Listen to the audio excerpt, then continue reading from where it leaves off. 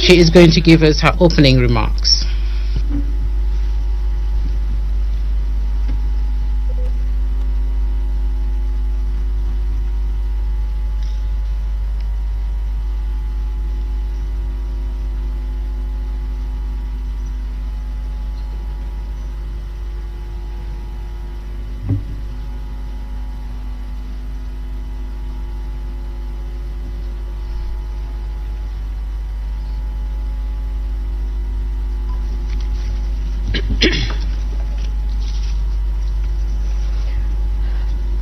Excellencies, candidates for the posts of chairmanship of the African Commission, Excellencies, ambassadors, fellow Africans, ladies and gentlemen.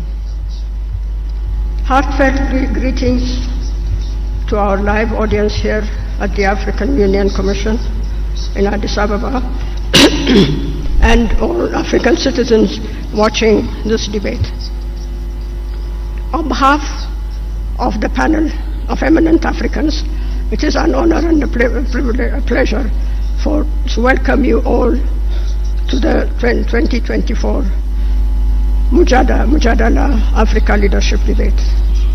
Tonight's event represents a critical milestone in our collective journey towards achieving the Africa we want under Agenda 2063. I must say, now more than ever before, we need to be where we are today. The trajectory of going out of colonial legacy to move to the Africa we want stands as testimony. We understand that our dreams and aspirations will not take us anywhere unless we come together. I had the immense pleasure as a young cadet of having seen the birth of the organization, the OAU, the Organization of African Unity, and followed its transformation to the African Union. I have seen their highs and lows. But one thing is for sure, if the African Union had not existed, we would have had to invent it. We have a long way to go to reach the Africa we want by 2063. The African Union Commission, our only vehicle to take us to our destination, has to be strong and fit for the purpose. We have to face together our current and future challenges, narrow inequalities, build more just and inclusive societies, resolve conflicts, in short, provide to our citizens what they are expecting. It has become more and more clear that the African Union has a rightful place on the global stage. It has become a partner that can't be easily pushed aside. We are claiming our place where decisions are made regarding our continent. Africa is coming out of age. This evening, the three candidates to the post of the chairpersonship of the African Union Commission are going to participate in a debate. I regret that the fact that our continent couldn't also have a female candidate and place the African Union Commission on the right side of history. This is a serious homework we have to take into consideration. Excellencies, ladies and gentlemen, I have the greatest honor and privilege to thank the general public for participating and for their interest in this process by sending questions. I would also like them to know that the concerns expressed by the public are taken care of in the questions.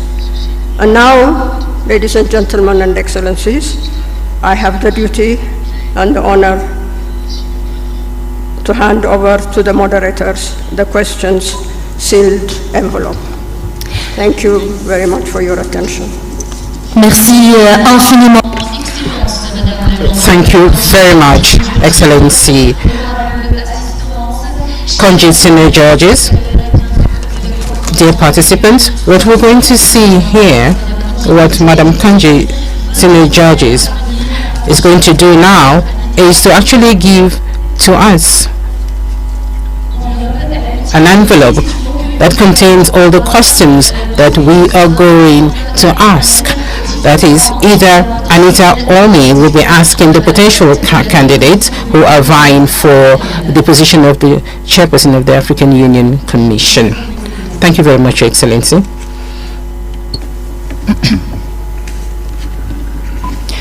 Ladies and gentlemen, as Fatima has outlined, Her Excellency the Ambassador has handed over the questions that have been curated by an independent panel. As we mentioned, there will be 4 rounds, and here in my hand we have 4 envelopes sealed, and these envelopes will only be opened at the forefront of each one of the rounds. Thank you very much, Anita. Ladies and gentlemen, at the moment, we are going to introduce the various candidates vying for the position of chairperson of the African Union Commission. His Excellency Mahamadou Ali Yusuf, the Minister of Foreign Affairs of Djibouti. Your Excellency, His Excellency Mr. Raila Odinga, former Prime Minister of Kenya, and the third candidate will be His Excellency Richard James, the former Foreign Minister of Madagascar. Pride and honor that we invite our 3 esteemed candidates to now take their position on the stage. Ladies and gentlemen, I have the honor of welcoming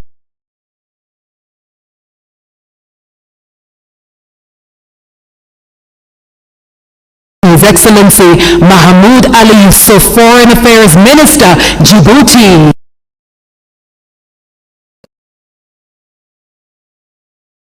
Former Prime Minister, Kenya, and we have His Excellency Richard J. Randemandrato, who is from Madagascar.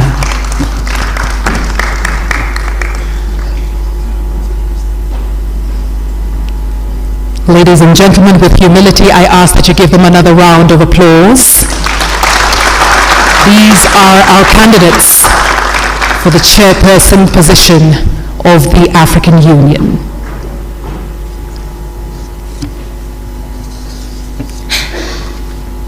Monsieur, bonsoir.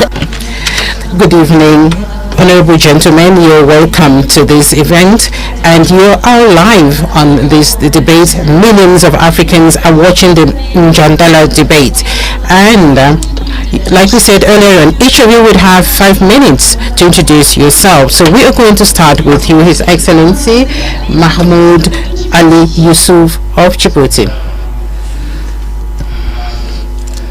Honorable Raila Odinga, Honorable Richard James,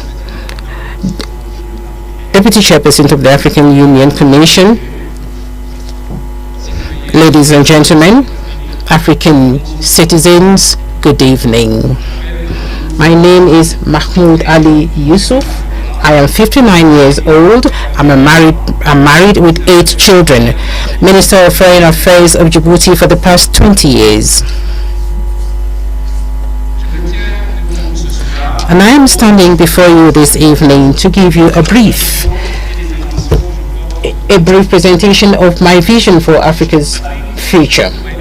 Africa is at a crossroads of its evolution. Of course, it is actually lagging behind other continents in terms of peace and security, integration, and socioeconomic development. But Africa is moving forward. Africa is getting itself organized, and Africa is doing its level best to be on the international stage. The Africa that we want, an integrated, peaceful, and prosperous one, is first the choice of our people before the choice of its leaders. The founding fathers of the OAU in 1963 and to our leaders today who actually established the African Union more than 20 years, all the way down to the average citizen, we are trying to consolidate our diversity and to cement the unity of the continent. As we adopted Agenda 2063 and also the five plans, the African Union actually has a roadmap to achieve its goals, and the African Union is supposed to coordinate and also to implement the decisions of the policy organs.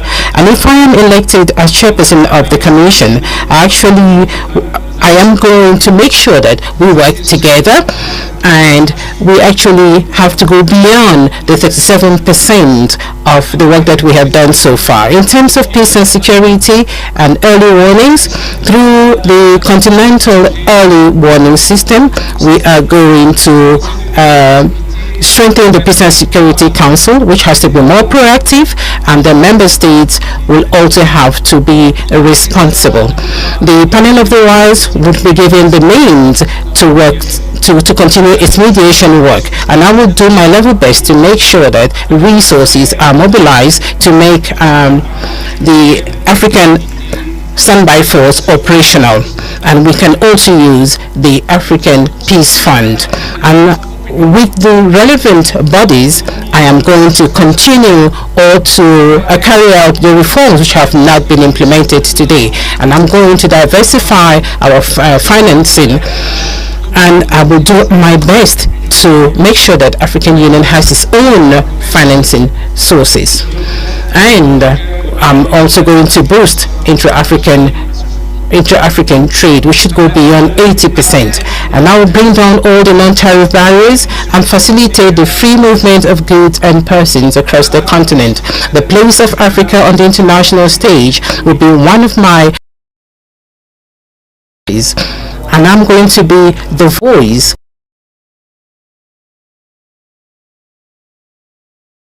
into our women, of course, and the diaspora too, through knowledge, technology, in agriculture, in industry, and in the service sector. The Africa that we want, ladies and gentlemen, is an Africa of peace, integration, and prosperity. And this has to go through the political will and the solidarity of the African people. And thanks to the support of our people. And so as I stand in front of you today and in front of all the millions of Africa, I want to tell you that if I'm given the chance of being the chairperson of this commission, I will do my best to make sure that our continent shines on the international stage. I thank you. Excellency Mahmoud Ali Yusuf. And now, ladies and gentlemen, I would like to invite His Excellency Raila Odinga to share his opening remarks. Your Excellency, you have 5 minutes. Thank you. Your Excellency Ambassador Konjit, my co-panelists here, His Excellency Mahmoud Ali Yusuf, and His Excellency Mr. Richard, distinguished guests, ladies and gentlemen.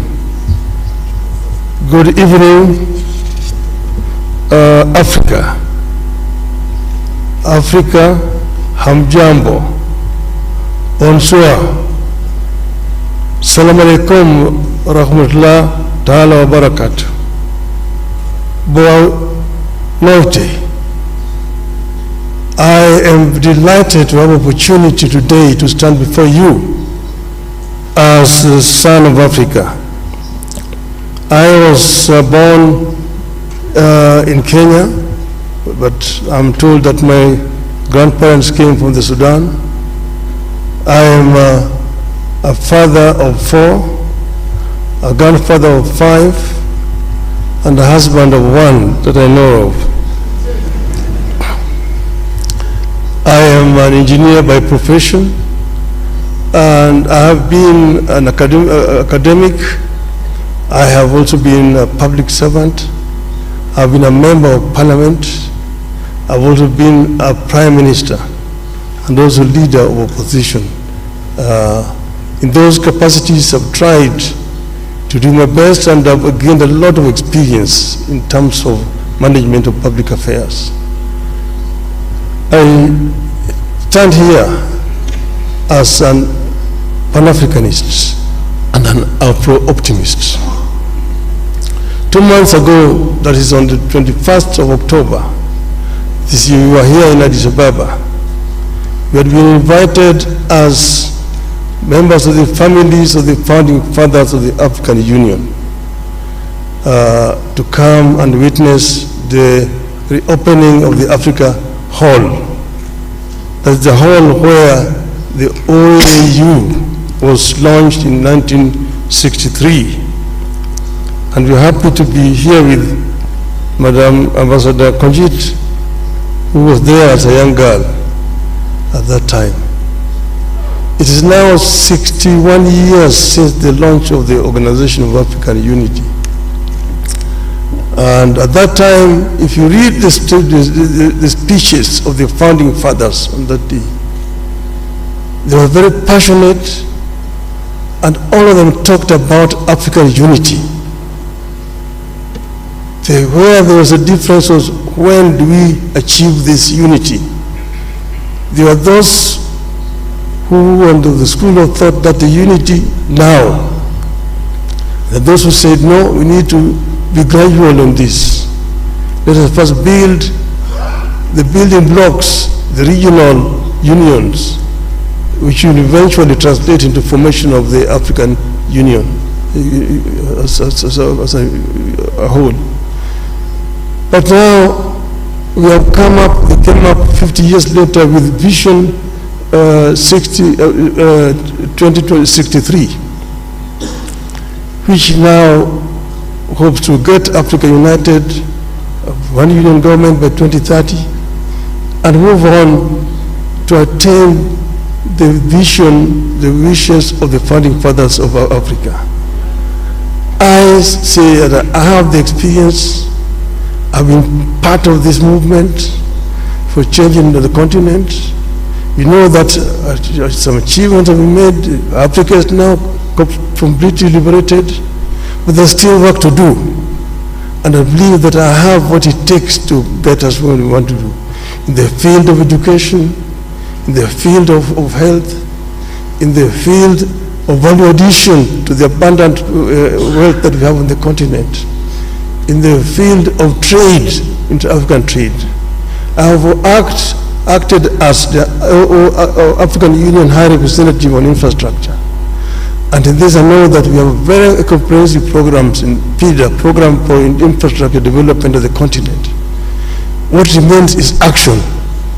And what I want to promise the African people is that I am going to lead from the front to ensure that we achieve the visions of the founding fathers of our continent. I thank you. Merci infiniment. Thank you very much, the candidate from Kenya, Honorable Raila Odinga. Now we're going to listen to His Excellency Mandato from Madagascar. Excellence,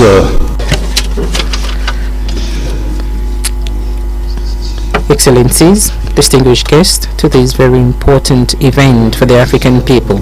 As you can see, we are 3 candidates, not 2 candidates, like you see on social media.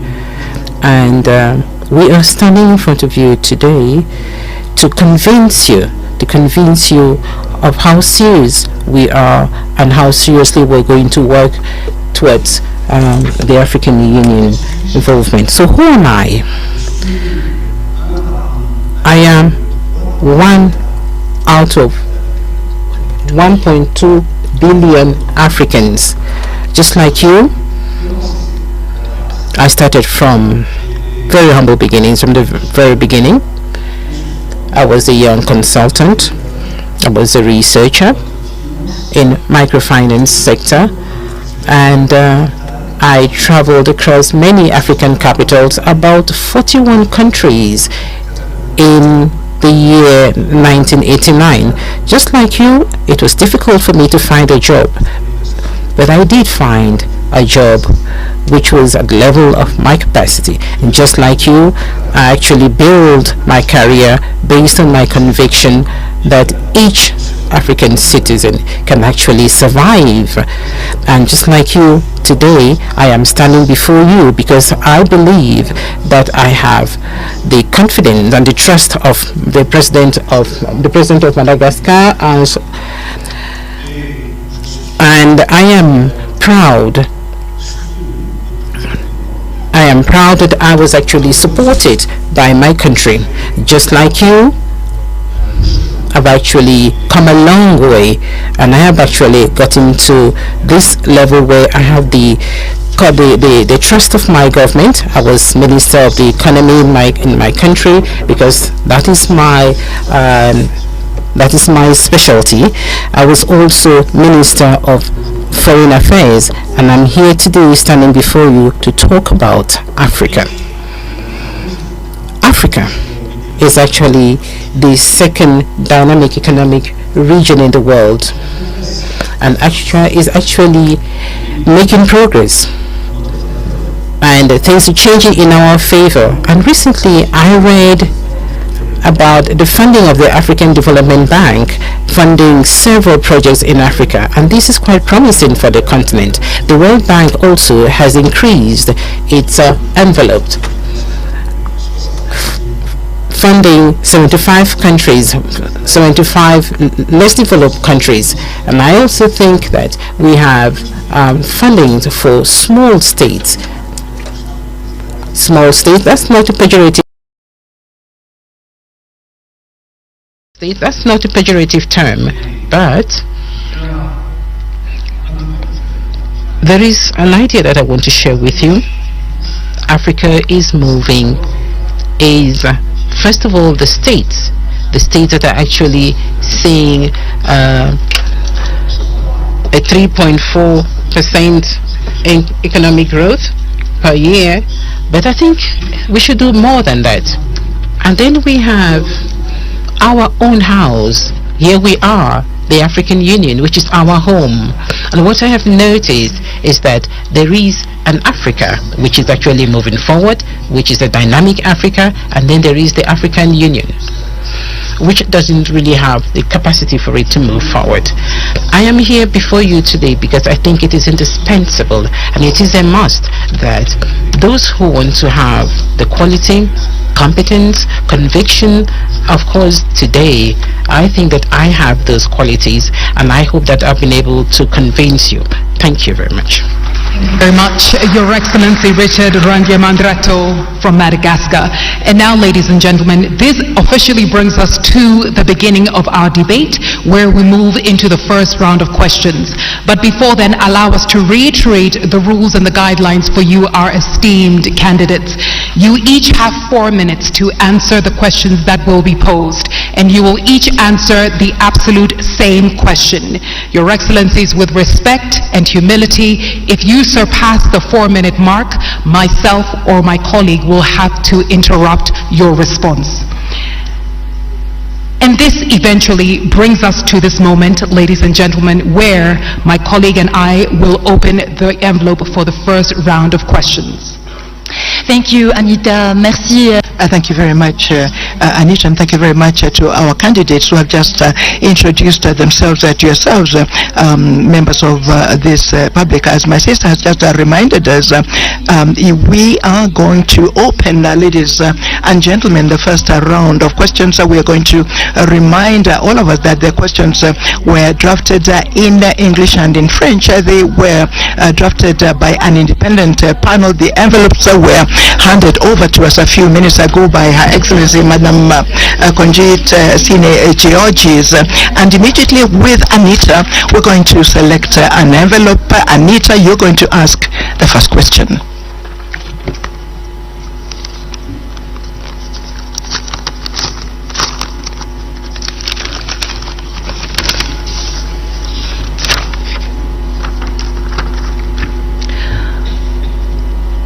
esteemed candidates, your question in English, and after that my colleague here, Fatima, will translate in French.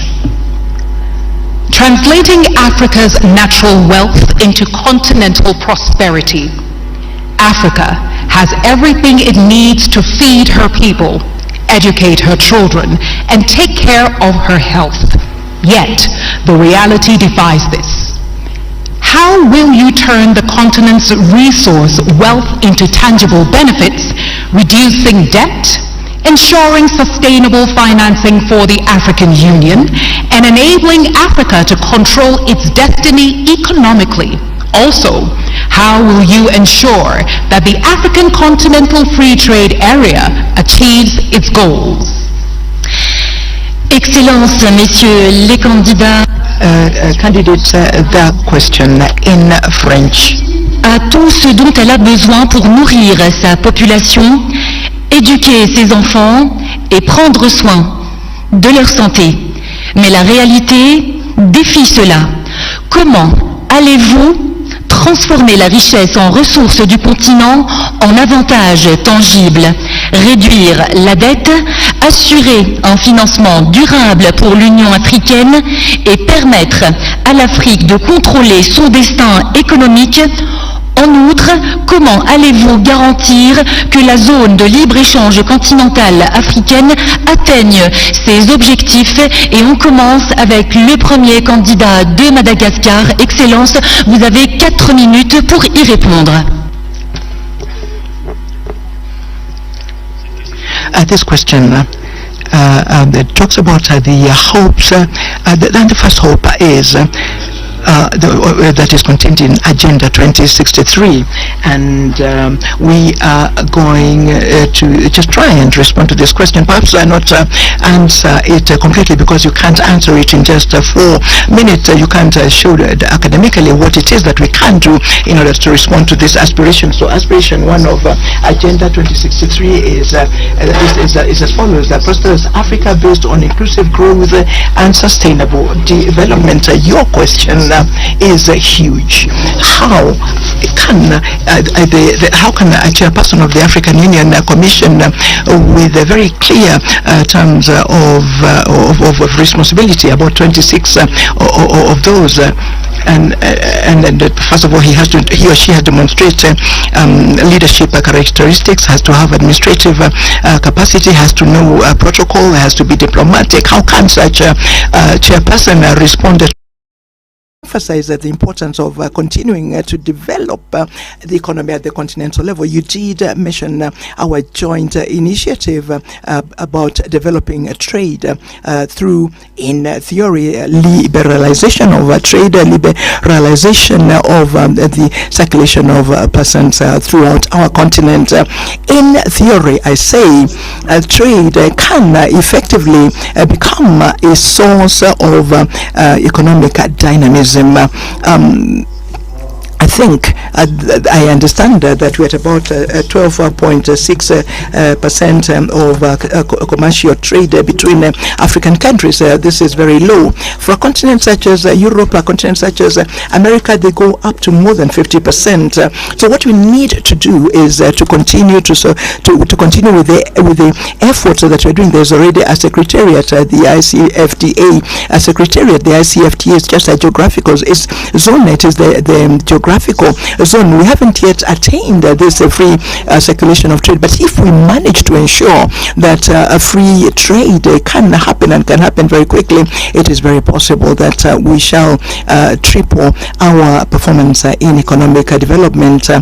I am a farmer. I have a fish and chickens, and at a very small scale, and I support young farmers. And it's very difficult to pretend that one can have a good quality and one can sell the products to the neighbors. People are not able to really exhaust what is available in the market. But free trade is that. It is to learn how to master virtues, capitalism, where do you find money, and what am I going to do to find the money? I think we need to start modestly. We need to start at the level of the local development, so that slowly by slowly, with support from the government and of course the support of the African Union, we shall then at the end ensure that all of the citizens, young, medium-aged, and especially women, can have the opportunity of participating in this large continental market. Thank you very much, Your Excellency. You, Excellency Raila Odinga, first for your answer. 4 minutes, sir. Thank you. Africa is, of course, the least developed continent by comparison. Look at economic statistics. But this is because there are historical reasons why Africa is where it is today. And we say that Africa does not need to remain here. We need to develop Africa. There are several factors which work against Africa. For example, the international financial infrastructure has worked very much against Africa, because African countries have been made to borrow money at a very high rate of interest compared to other countries of the same status as the African countries. So we need to address the issue of rearranging the international financial infrastructure. That is, I think, one of the major starting points. Now, Africa is the richest continent on the planet Earth in terms of raw materials. But it's a paradox that Africa also is the poorest in terms of living conditions. We say that we need not remain for perpetually the source of raw materials for industrial west or east. That we need to do value addition to raw materials which are coming out of Africa before we export them. And then we've also said that Africa needs to trade more with itself. There's big potential. Like the African Development Bank today says that 7 out of the 20 fastest growing economies in this year are going to be African countries. They are much higher than Europe. We're only competing with Asia. So it is important that Africa enhances the trade with itself. The inter-African trade today stands at just mere 15%. Now we have the African Free Trade Area organization that was launched now 3 years ago, but not much has been achieved. Some of the reasons are issues that are actually solvable. The non-tariff barriers to trade that have been imposed by respective African countries. Things like standards, which are different from one country to the other country, making it difficult for goods to move freely across the borders. Then modalities of payment. And then there's the other issue of infrastructure. I worked for 5 years as the African Union High Representative on Infrastructure Development. And here is another problem, because goods cannot move freely because of lack of adequate infrastructure within the continent. Kenya exported tea to Ghana, and it took 3 months of tea to travel from Kenya to Ghana. We have major infrastructure projects, the high-speed continental railway, the inter-African highways, Cape to Cairo, Tunis to Cape, Dakar to Djibouti, Dakar, Lagos, Mombasa, and so on and so forth. All these need to be developed. Energy is another factor.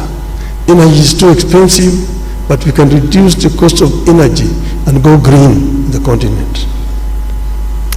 Thank you so much, Excellency. Candidate from Kenya est à présent, mesdames et messieurs. And now, ladies and gentlemen, the response from His Excellency, the candidate from Djibouti. When you talk about the riches of Africa, we often think about natural resources, and the riches of Africa begins with its people.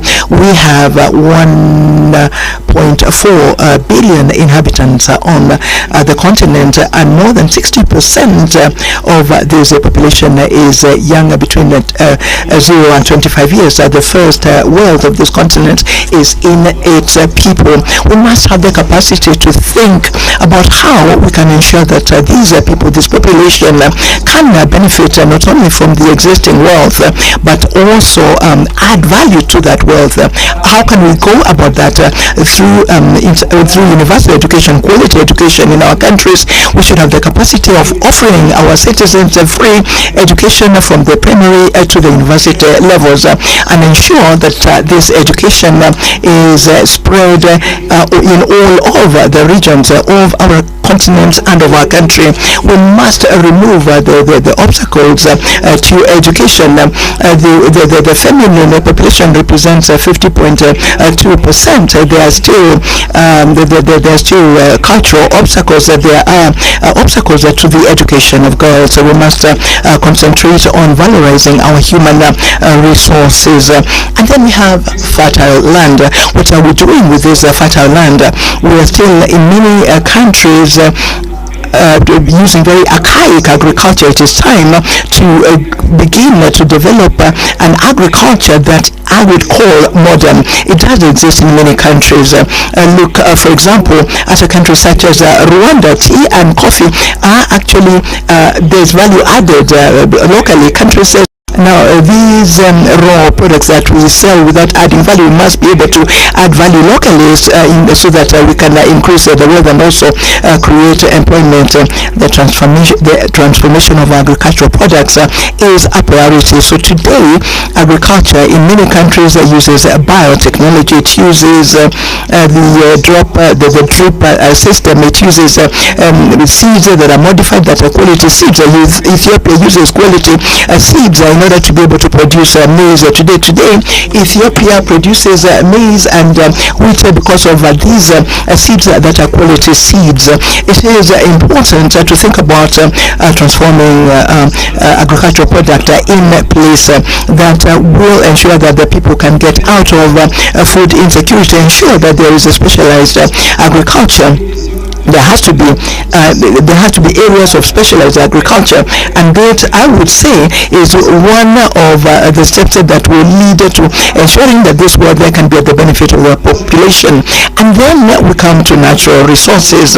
I acknowledge the work by President Museveni. He has said that he will not export petrol or gas as long as there will not be a refinery in Uganda. These are the examples from African leaders who take the destiny of their people in hand so that they can actually have value added locally. Now, trade, everybody knows that it is through trade that development happens. Look at China.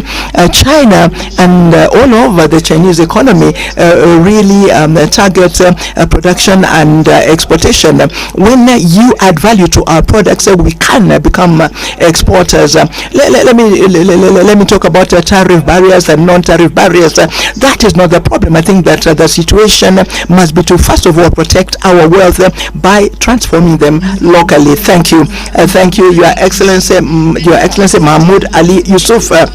Of round one, where I'm happy to announce we have a 5-minute break, and after this break we come to round two. You have been tuned in to us here from the African Union headquarters here in Addis Ababa, and we are bringing to you Njadala Africa Leadership Debate 2024 with our three esteemed candidates vying for the position of chairperson of the African Union.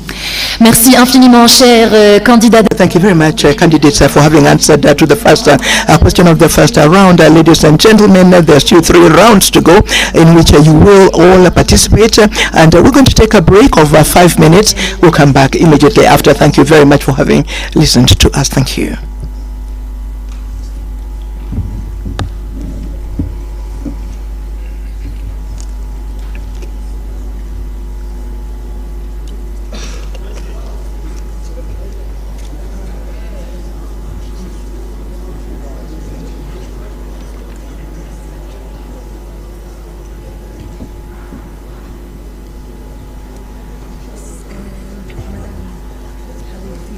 A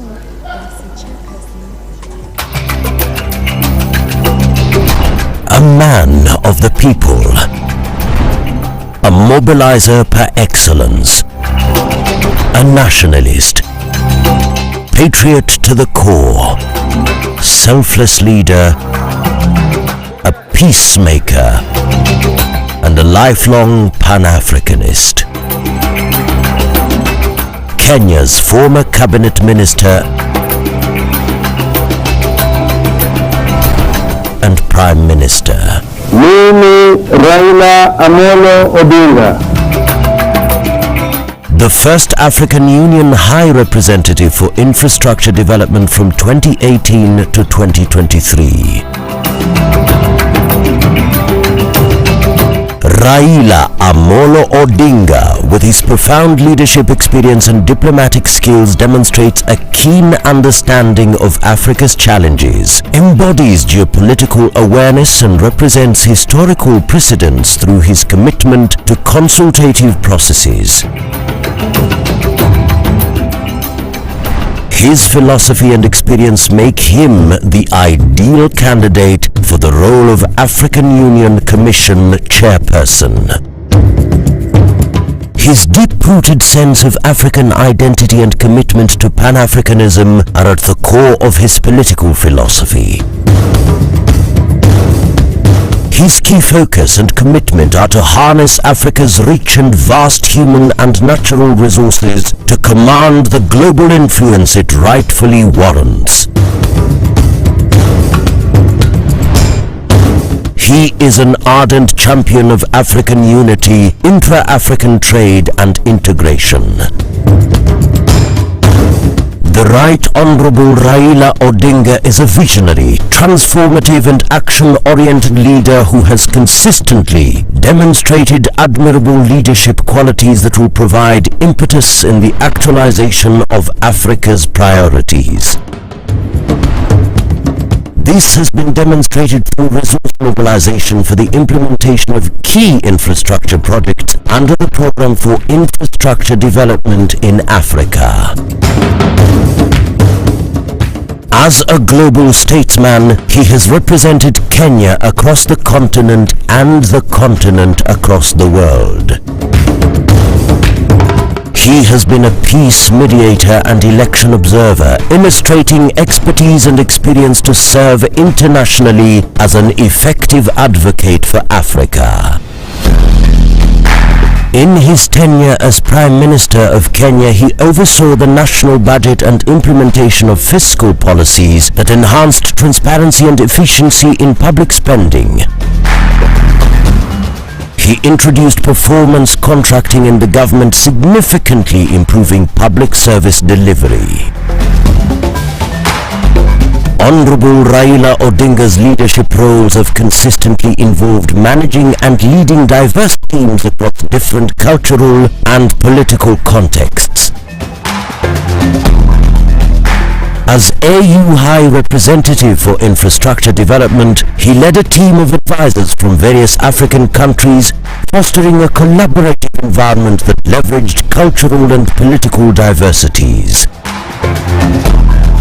He has a proven track record of championing the voices of the underprivileged, building consensus among stakeholders from diverse backgrounds, and ensuring that policies and projects reflect the collective aspirations of the African peoples.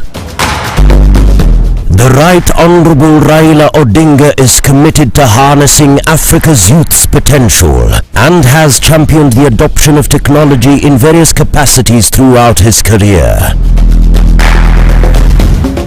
His role at the African Union involved promoting the integration of digital solutions in infrastructure projects such as the Continental High-Speed Train and Smart City initiatives.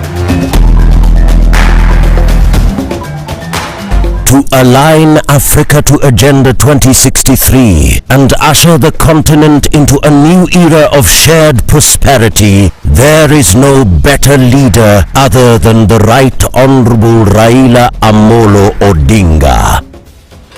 We're very happy to work with you this afternoon as moderators of this debate. For those who have just joined us, I'd like to remind you that just a few minutes ago we listened to answers to the first round of questions with their excellencies Mr. Mahmoud Ali Yusuf, the Minister of Foreign Affairs of Djibouti, His Excellency Raila Amolo Odinga, former Prime Minister of Kenya, and finally Honorable Richard Randriamandrato, former Minister of Foreign Affairs of Madagascar. And we are coming right back to the second round of questions. Anita. About to start the round 2 of our debate here in Mjadala Africa Leadership Debate, where we are witnessing and listening to 3 esteemed candidates, each vying for the chairperson position of the African Union Commission. Earlier on, we heard their thoughts on issues such as the African Continental Free Trade Area, and now we're moving into the second round. And if you're just joining us, we're beaming live from the Federal Democratic Republic of Ethiopia, Addis Ababa, to be specific. Et pour ouvrir le deuxième round, mesdames. To start the second round, ladies and gentlemen, honorable participants, we're going to open a second envelope so that we can see the question that was prepared by an independent panel for this debate. Let me remind you, ladies and gentlemen, that the questions were drafted in 2 languages, in French and then in English. So, Your Excellencies, candidates, your question is this.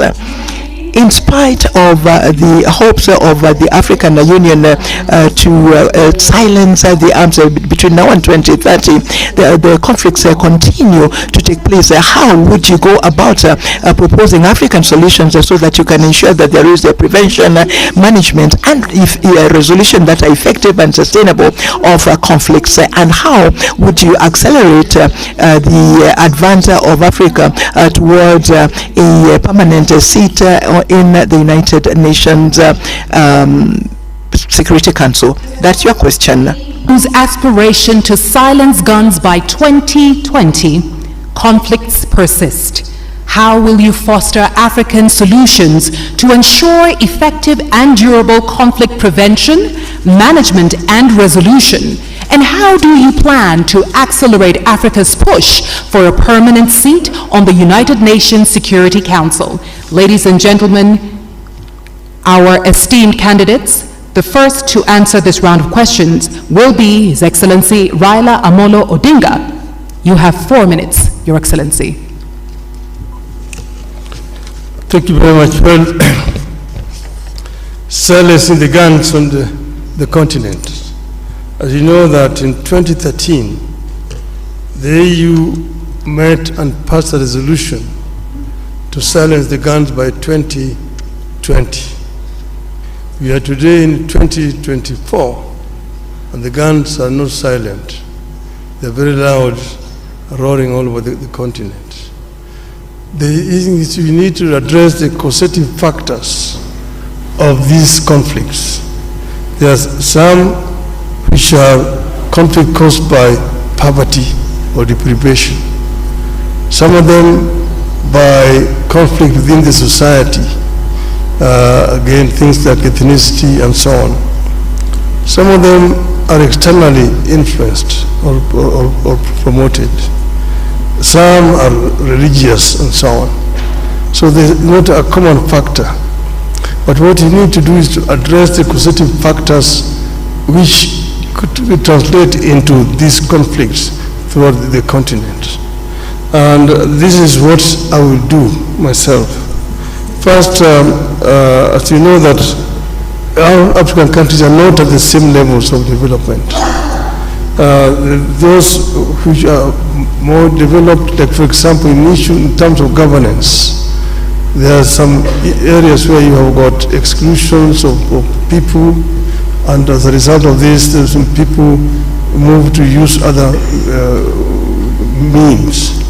We need to find a way of creating an environment of dialogue within our societies so that we can be able to prevent these differences, conflict ending up into violent confrontation between the various groups. We don't need to put a time span, but I'm sure that it is possible to end these conflicts and stop the guns by 2035, in my view. The other one is the issue of Africa's representation on the Security Council. This is something that has been long overdue. As you know, that the UN was formed at a time when most part of Africa were colonies. And that's why the UN structure as today does not deal with the realities of the world today. And in the situation where you have 5 countries sitting in the Security Council with veto powers, and Africa is not represented, a continent with 1.4 billion people, is not tenable and it's not accessible. And that's why I'm not going to talk about Africa's representation, but we're going to insist that Africa must get 2 permanent seats in the UN Security Council.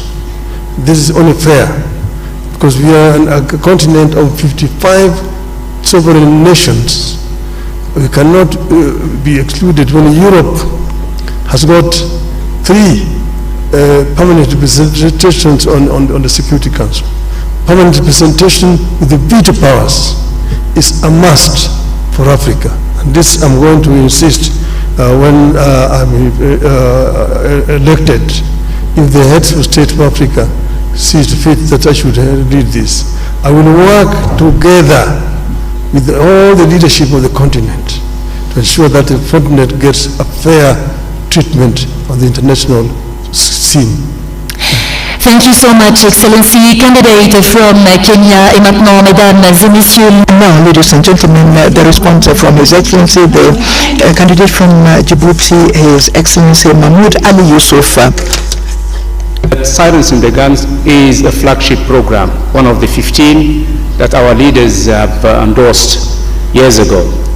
And then they put a number of mechanisms and structure around this flagship program so that peace becomes a reality on our continent. The first structure is the African Peace and Security Architecture.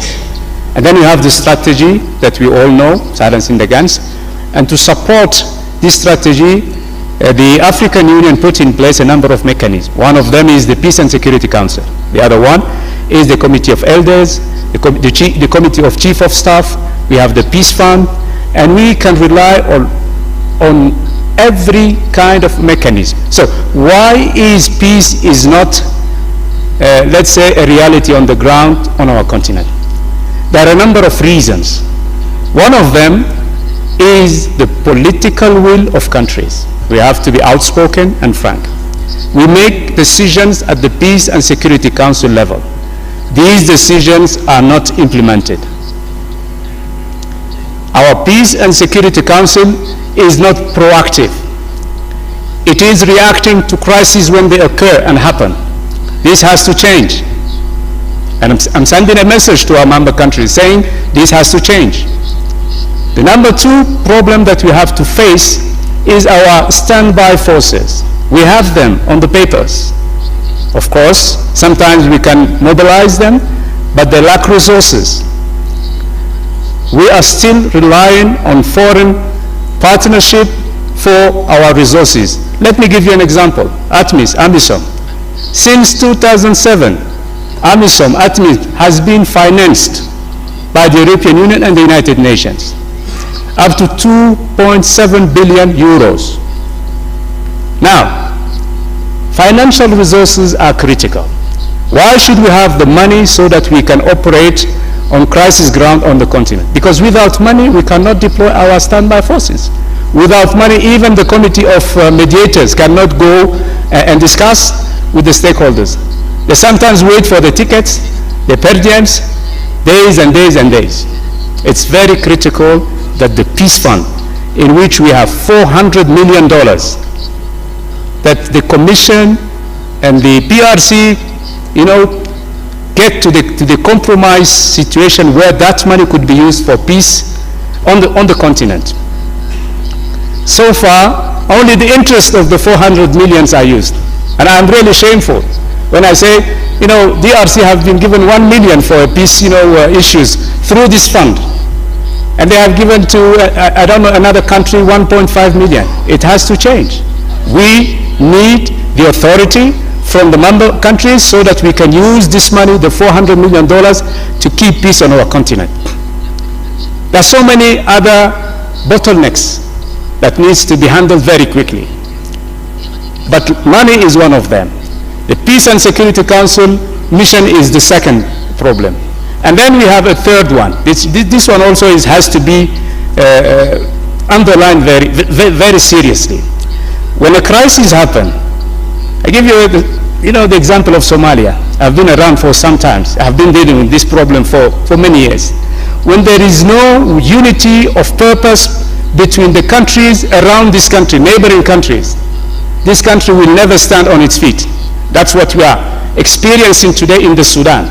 Hundreds of thousands of people have been killed, millions displaced.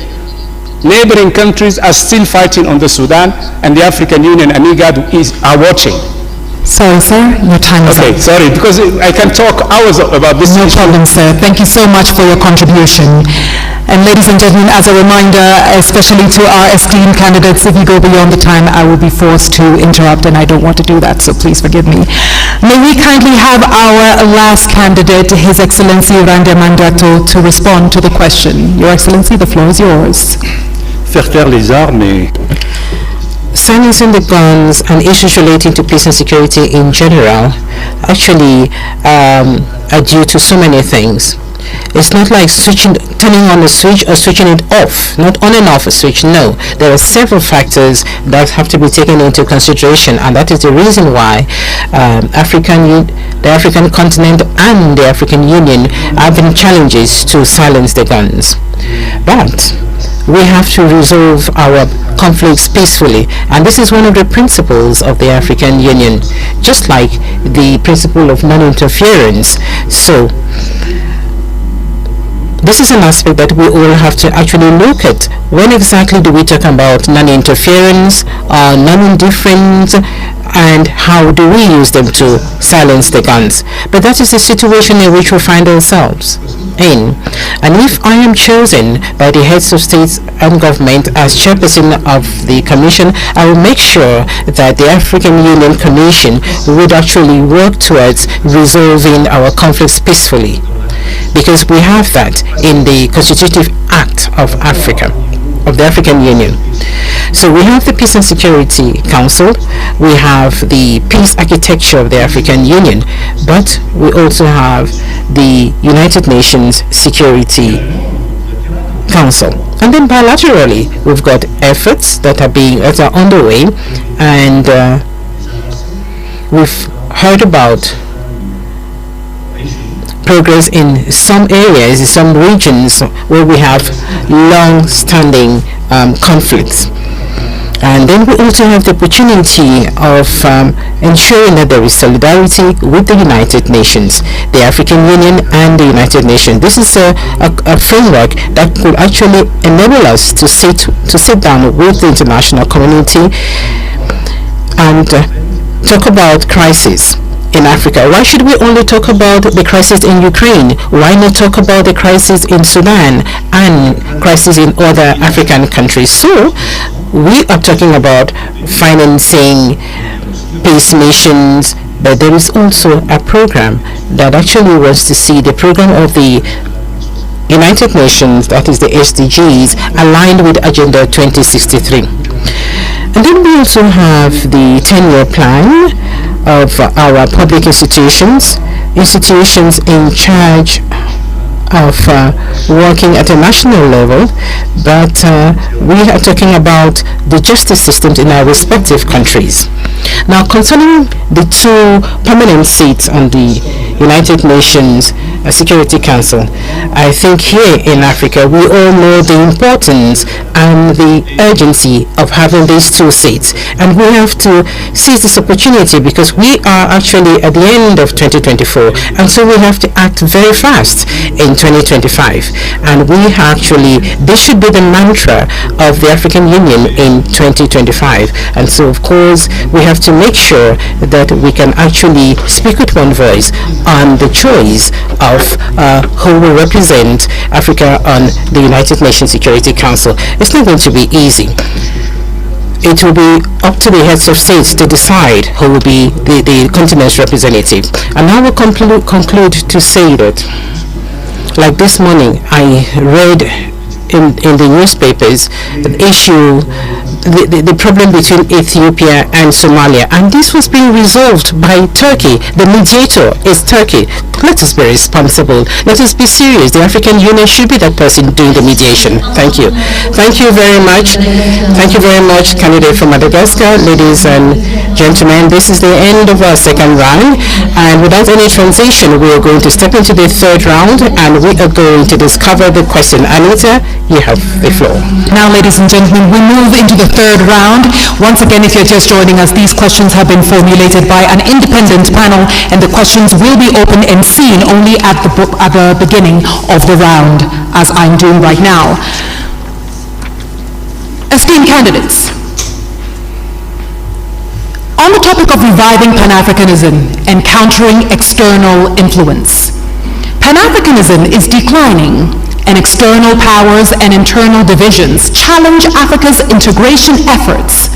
What specific steps will you take to rekindle the spirit of Pan-Africanism, counter big power politics on the continent, mobilize African countries behind a common integration agenda, ensure resource self-reliance, and position regional economic communities at the center of this process?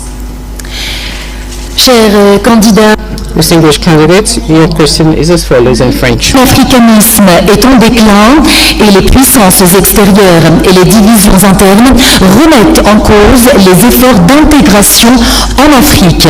Quelles mesures spécifiques comptez-vous prendre pour raviver l'esprit du panafricanisme contre la politique des grandes puissances sur le continent, mobiliser les pays africains derrière un programme d'intégration commun, assurer l'autonomie en matière de ressources et positionner également les communautés économiques régionales au centre de ce processus? Et nous allons commencer tout de suite avec le candidat. And we will start with the candidate of Djibouti to provide his answer. You have 4 minutes. First and foremost, we have to understand that we are living in a world which is multipolarized world.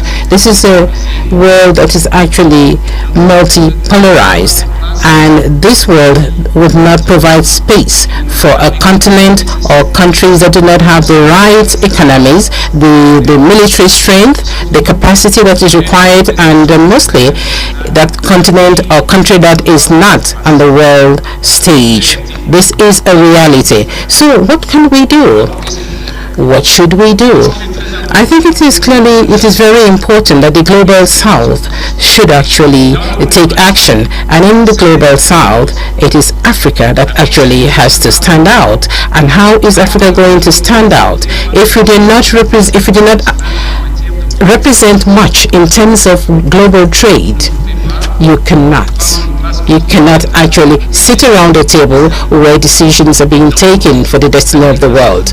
And so integration is, I would say, an obligation, is a must. When we talk about obligation, it is important that the AFCFTA should actually be functional. It is important that intra-African trade be developed, and it should go beyond 18%. It is important that African countries should actually use their own resources. And so Africa has now a seat and the G20 table. We want to congratulate South Africa for chairing the G20 next year. And so it is important that the African Union Commission should be working hand in hand with the African Union to actually make sure that Agenda 2063 is a priority item on the agenda of Agenda 2063 of the G20. Africa has to be also on the UN Security Council. Just imagine, 80% of the issues discussed at the UN Security Council is African problems. When we talk about security issues, who do we talk about? Africa. When we talk about food insecurity, we also hear Africa, Zimbabwe, Botswana, Ethiopia, Kenya, Somalia. They have actually been victims of natural disasters, but we are not the ones polluting the world. So the African Union should also be fully involved in the COP discussions. The COP discussions should also be held here in Africa. So a strong Africa has to be an Africa that is present on the global stage. We have to see that Africa has to be part and parcel of the global south, and this is what we have to do. And I'm going to make sure that our commission is going to work to ensure that Africa is part of the global south. Integration is a long-winded effort. It goes through solidarity. We are not working among ourselves. We are not speaking to one another as neighbors. We'd rather trade with non-African countries because we have non-tariff barriers, because our currencies are not convertible. Our currencies are not convertible. If I want to trade in birr with Ethiopia, and Ethiopia wants to trade in France, definitely there is less of money. So we should have a payment and compensation system in Africa. We have to mobilize resources between 5 and 10 billion so that this compensation system is functional. Are we going to have a single currency in Africa? Why not? That is possible. Your Excellency Randy Mandato, it's your turn, sir. 4 minutes. Je ne pense pas. Well, I do not think that pan-Africanism is actually dying out. No, because pan-Africanism is in us. We are pan-Africanists. You cannot erase the history of this continent, the history which also includes the efforts of our diaspora. So, pan-Africanism is really not dying in Africa. It is true that we all have a huge responsibility. The current generation that we have to work to make sure that the future generation should not forget what our founding fathers actually had in mind when they were establishing the OAU.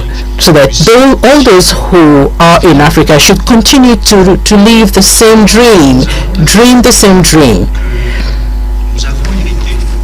We inherited this continent from our founding fathers, and we have the Africa that we want. The Africa that we see is the Africa where we live in, and the Africa that we want is the Africa that we want to prepare and which we must prepare.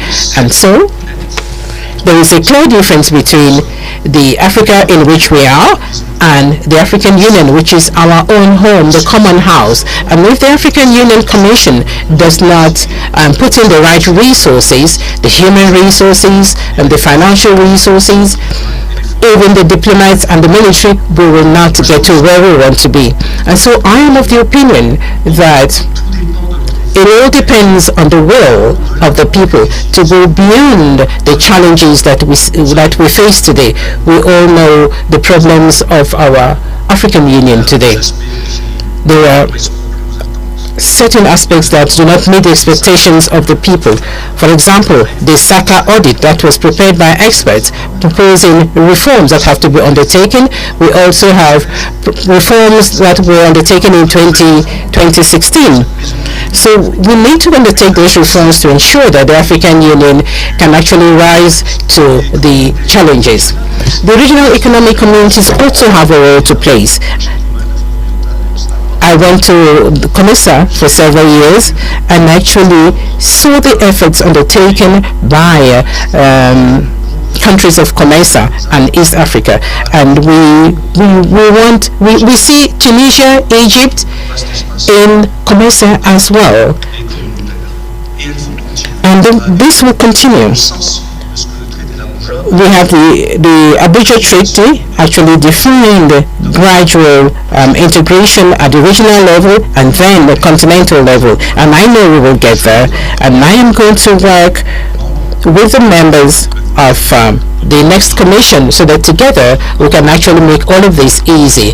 And lastly, I think we should also bear in mind, we should also think about the military bases, the foreign military bases in Africa, in African countries. Some countries have already started to take their own destiny in their hands in terms of their security. We should be brave enough, we should actually have that courage to make sure that we can actually stand out there as adults that can actually take their destiny in their own hands. Foreign military bases in Africa, we do hope that in a few years' time, those military bases will be a thing of the past, because this military base is actually a source of conflict. Thank you. Thank you very much, Excellency Randram Mandriato, candidate of Madagascar. Now we listen to Raila Odinga, candidate of Kenya. Thank you. Well, I mentioned earlier on about the inter-African trade, which today stands just at 15%. Inter-European trade, on the other hand, stands at 70%. Inter-Asian trade stands at 60%. Africa trades more with the external world than with itself, wasting a lot of resources. Now, how did Europeans come from behind and leapfrog and overtake Africa? That is something that we need to ask ourselves. But here we need to now look forward to see how we can be able to make use of this huge domestic market that we have. We have a population of 1.4 billion people, and that is what has helped China. China did two things. One was to train the younger generation, the youth, so that they had a very highly skilled manpower. And when they liberalized the economy, the manufacturing unit in the West rushed to China.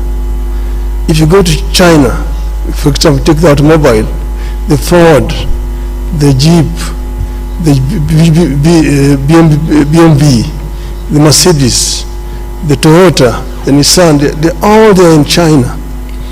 And because there was cheap, highly skilled, cheap labor. Secondly, cheap raw material. The raw materials which they were actually getting originally from Africa. And that is how China has managed to develop a 600 million people middle class. Africa can be able to fill the gap which is being left down there by China by actually coming together and opening up. So we need to come together as Africa and create an African market which will be able to attract investors to come to our continent. Africa is the youngest continent in terms of population. 70% of our population is below the age of 35. That is a big bonus. It can be a bonus or it can be a curse. If the youth are not empowered, given requisite knowledge and skills, they become a drug to society, drunkards, drug addicts, and criminals. But empowered, they become a real source for wealth creation.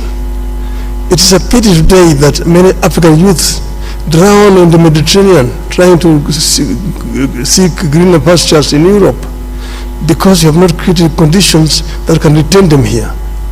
Now we are saying that we want to create a situation where every African youth must be connected to the internet, and using the artificial intelligence and information technology, we can be able to give this youth opportunity to work anywhere in the world when they're staying here on the continent. This is something that we're going to address, empowerment of the African youth and together with the African woman, so that we create a workforce that will be helped in terms of wealth creation on the continent. This will enable Africa to leapfrog and to catch up with the rest of the world. I'm saying that I want to be a vehicle to be used to help Africa to get there. We will work together with all the leadership in the continent so that Africa moves. Thank you, Your Excellency. Thank you very much, Your Excellency Raila Odinga, finishing us on the third round. And now we move into the fourth and final round, and I give my sister the opportunity to open the envelope and tell us what the first or the last question rather is. And ladies and gentlemen, as a form of a reminder, after this we have a quick break, and after the break each of our esteemed candidates will have 2 minutes to share their closing remarks. Fatima? Dear candidates, your question is this one. The implementation of the key reforms of the African Union that were decided by the Assembly of Heads of State and Government has come to a standstill, which has a negative impact on the structural stability and the financial viability of the Union, and also on the lack of the African Union to have an impact. Were you to become the chairperson, what new approaches would you adopt to reinvigorate the implementation of these reforms and rationalize the programs of the African Union and strengthen its effectiveness in the long term? Under the topic of implementing of reforms agreed under the Assembly Decision 635, the implementation of key African Union reforms decided by the Assembly of Heads of States and Governments has stalled, with an adverse impact on its structural viability and financial sustainability, and the AU's focus on a few high-impact public goods. If you become chairperson, what new approaches will you introduce to reinvigorate the implementation of these reforms, streamline the AU's agenda, and strengthen its long-term effectiveness? Et j'invite à présent le candidat, to invite the candidate from Madagascar to respond first. First of all, we have to begin by bringing back order to our shared home, the African Union. I think this is the highest priority. The mandate of the chairperson of the commission as a whole is lasts 4 years. So that is a very short period of time to be able to change from top to bottom what needs to be changed in terms of institutional reforms of the African Union. So one must begin by bringing back order. I did mention a short while ago the recommendations of the SACA audit. I also mentioned the reforms that have already been proposed in 2016. There will be other reforms. What needs to be done were I to become the chairperson of the Union would be to review the documents, and one cannot forget history. One cannot ignore history. I don't think we could. We are at the end of a process. We are at the beginning of a new process, and the outgoing team did what they were able to do with the resources that they had at their disposal. And I would like to thank the outgoing chairperson of the commission, Mr. Faki, and his entire team. And were I to be elected chairperson of the commission, I would work, of course, with the chairperson, because it would be a lady chairperson. Now, these reforms have to be prioritized. There are reforms at the level of the financing of the African Union. There are reforms in terms of mobilization of strategic partnerships. There are, of course, issues that have to do with the effectiveness in the area of peace and security. So we have to prioritize the reforms. Yet, once again, 4 years is too short a period of time. It is therefore important to review objective,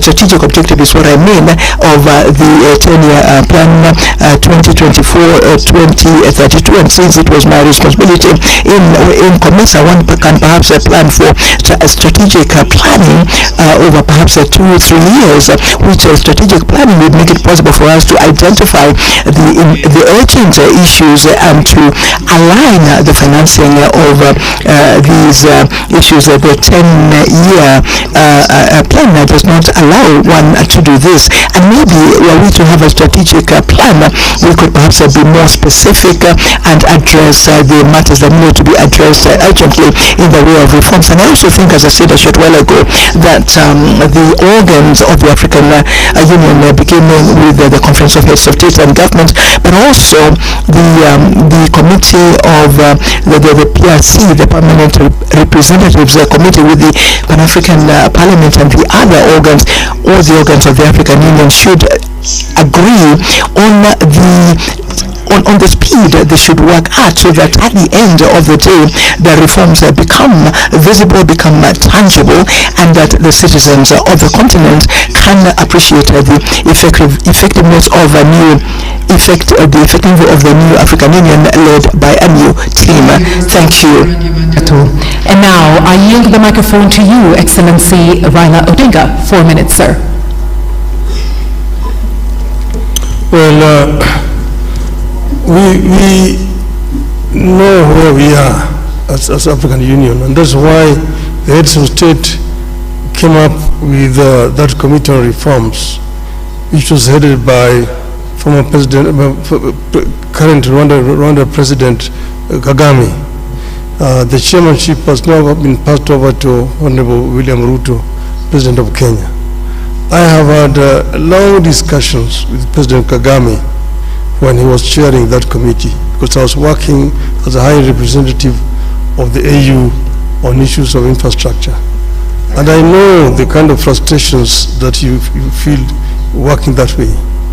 I know that 93% of the resolutions that are passed by the heads of state of the assembly are never implemented. Now there's some of them are resolutions which were probably not necessary. Some of them are not implementable, but majority of them are just not implemented.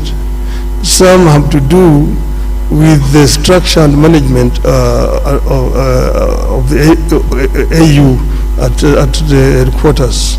I'm not trying to pass any judgment here because I know that Mr. Paki has worked very hard to try to make the organization move forward. The other one has been the issue of funding, which has been a major challenge, and look at other alternative sources of funding. When I was there as high rep on infrastructure development, we came up with a proposal to set up an infrastructure fund for Africa, and using the African resources, because many of African countries have got a lot of money in sovereign funds, from which the AU can actually borrow without having to pay so much high interest. And this will help AU actually to spearhead the process of constructing some of these infrastructures.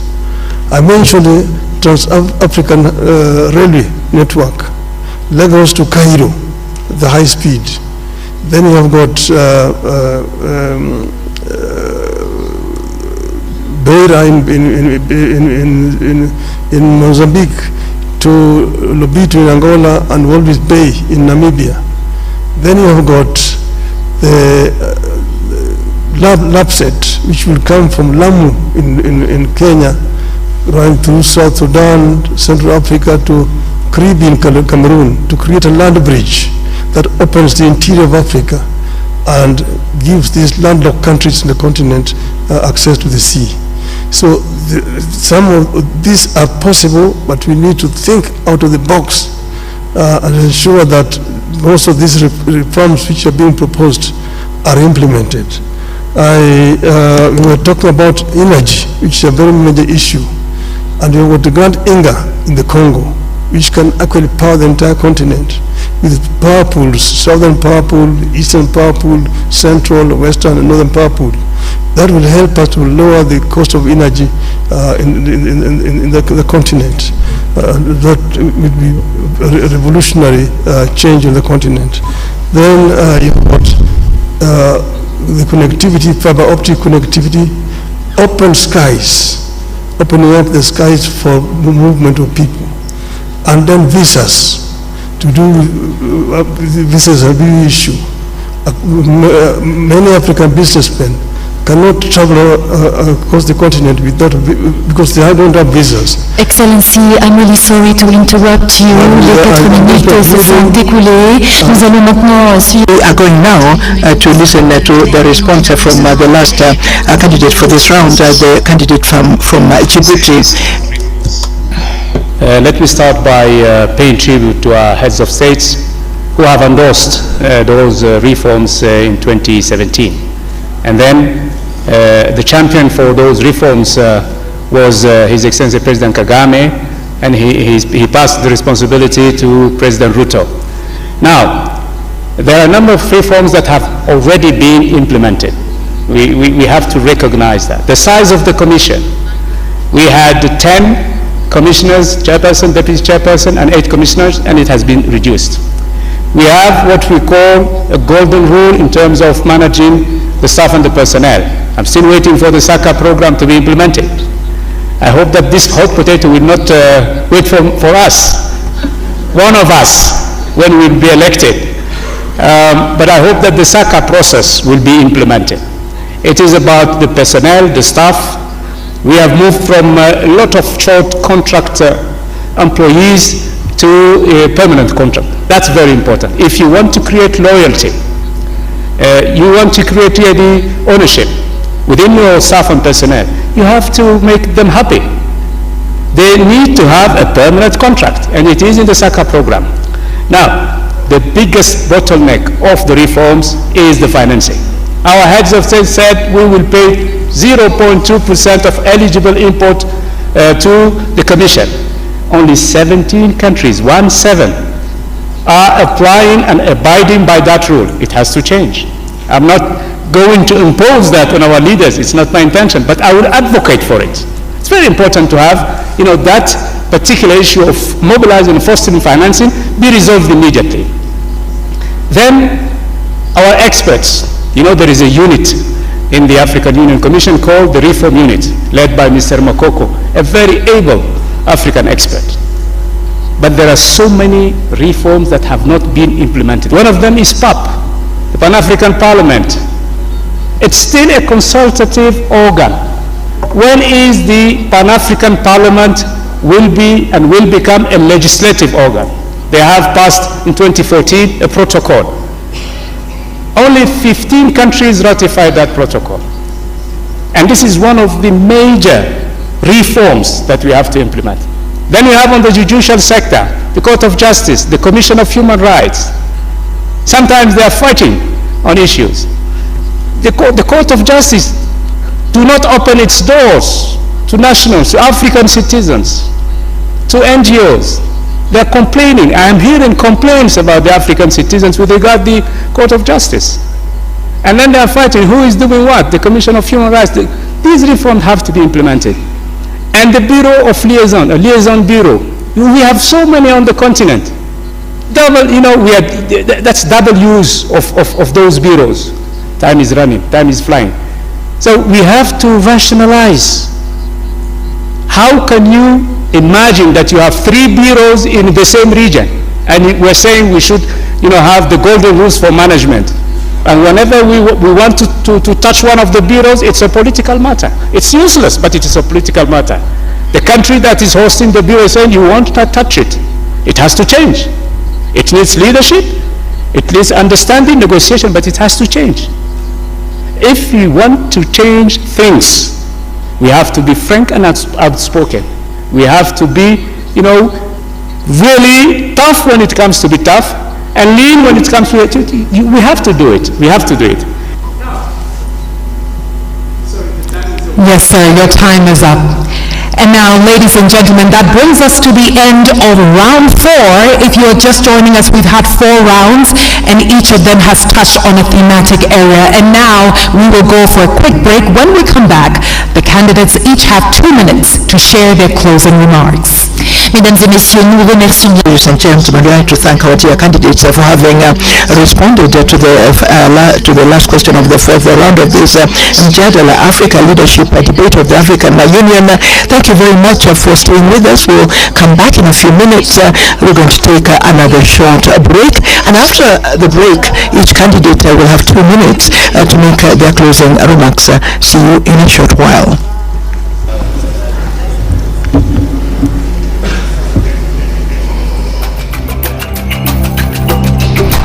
A man of the people, a mobilizer per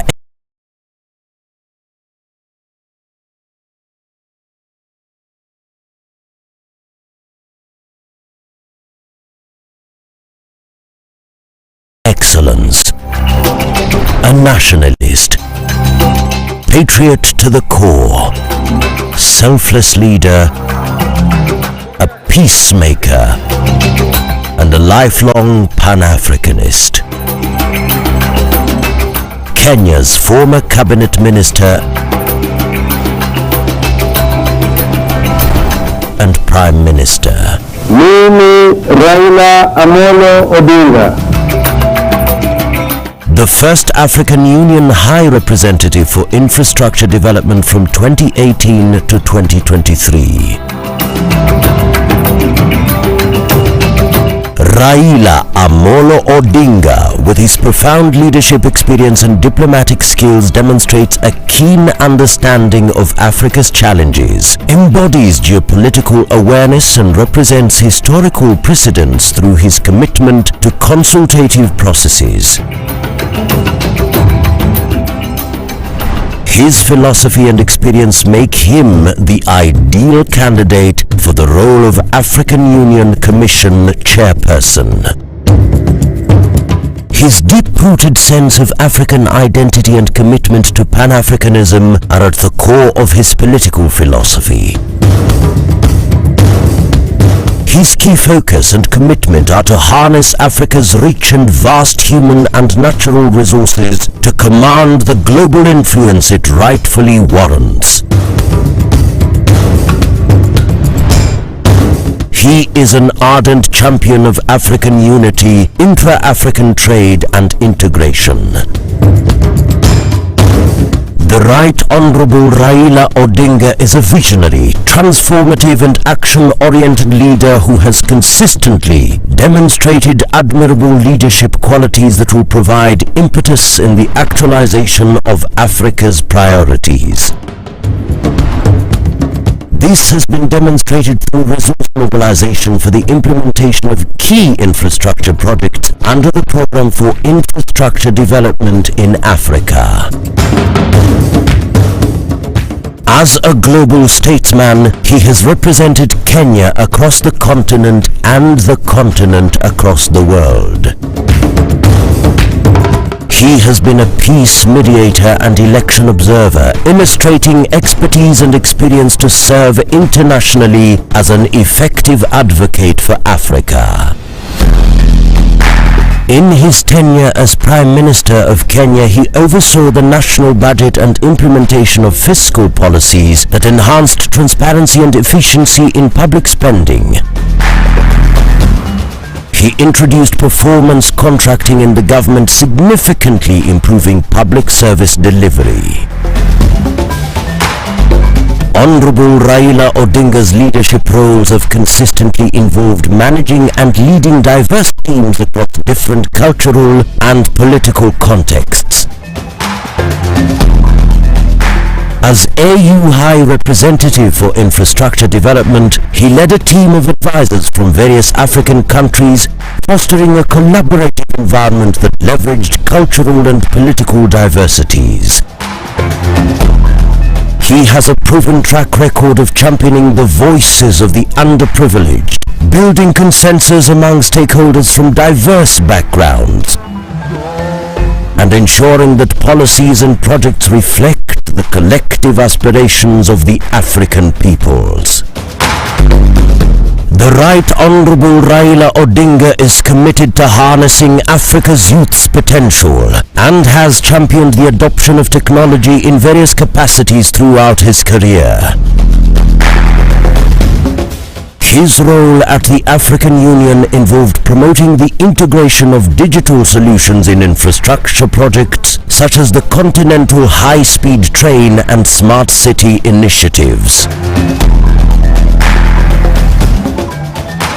To align Africa to Agenda 2063 and usher the continent into a new era of shared prosperity, there is no better leader other than the Right Honorable Raila Amolo Odinga.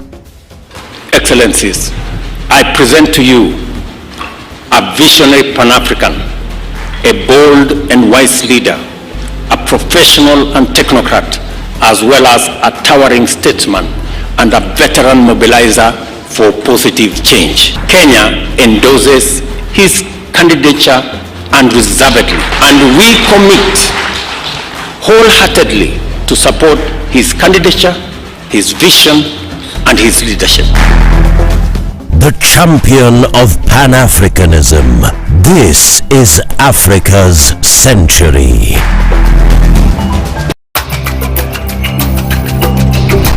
A man of the people, a mobilizer par excellence, a nationalist, patriot to the core, selfless leader, a peacemaker, and a lifelong Pan-Africanist. Kenya's former cabinet minister. And we want to say a special thank you to our audience around the world. The questions you sent truly informed the kinds of questions that we then asked our panel here. And we are very happy that you were very involved. It goes to show that indeed the Africa we want is in your hands and that you are actively involved in doing this together. And now, ladies and gentlemen, we are back to our last session. My name is Anita Erskine and I'm joined here by my colleague Fatima Sharif, who is our French speaker. Merci beaucoup. Thank you very much, Anita. Ladies and gentlemen, thank you very much for being with us for this final lap of the Mjadala Africa Leadership Debate of the African Union. You have listened during the debate, the questions that were raised, the answers that were given by the different candidates, and we're coming to the end of the debate. And so, Anita, we're going to listen to the closing remarks to the candidates. So thank you very much, Fatima. Candidates, you each have 2 minutes to share your closing remarks, or better still, your last words. We will start this round with His Excellency Raila Odinga. Thank you. I am delighted to have the opportunity to address people of Africa. And as I said, I am ready to work for Africa. There are reforms that will be necessary so that AU can work more effectively. One of these reforms will be financial reforms, so that we are able to bring in the African private sector into the funding. I mentioned also the issue of sovereign funds that we can use. We can create a fund that will enable AU to do only its work. Then there's issue of 0.2% of the duty, which only 17 countries are remitting. I will work to ensure that all the countries can pay their dues to the Union. This is what happens in the European Union, and that's why European Union is able to even fund African Union. It's a shame. We can be able to fund this organization out of our own resources on the continent. And this is what I'm going to try to do. And I said that I am ready on day one when I'm appointed. I will not need any kind of induction. I'm ready to work for the continent. And I will offer my best. The days of Africa have come. African lion will begin to roar and tell its Asian tiger counterpart and the European bear and the American jaguar that this is going to be Africa's millennium. The 2000. Dear candidate, I'm really sorry to interrupt you once again, but these are the rules of the debate. Nous allons maintenant, mesdames et we are going now, ladies and gentlemen, give 2 minutes to the candidate of Djibouti closing remarks.